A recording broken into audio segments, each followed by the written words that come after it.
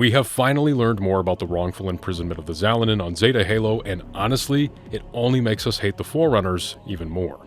So in Chapter 33 of Halo Edge of Dawn, we see the Master Chief and Joyeuse get transported into a memory from the Grand Edict, which featured a council of Forerunners, Despondent Pyre, and Offensive Bias. Here they had summoned a delegation of Xalanyn leadership, including the Harbinger, to the Silent Auditorium. The Forerunners were unable to determine whether or not they had survived the Halo Array or were just not native to the Milky Way galaxy and had arrived at some point after its firing. But when asked to clarify which was the case, these delegates refused to divulge their origins, yet claimed to be peaceful explorers, observers, and scholars who merely wished to exist. However, their powerful and inexplicable nature led the Forerunners to believe that they were too dangerous to be left to their own devices, and their already advanced civilization was a threat to humanity's inheritance of the mantle of responsibility. So in a swift motion, these delegates were contained, and the rest of the Xalanyn were systematically placed into silences. The Forerunners then began an extensive effort to remove all traces of their species from their records and the galaxy as a whole.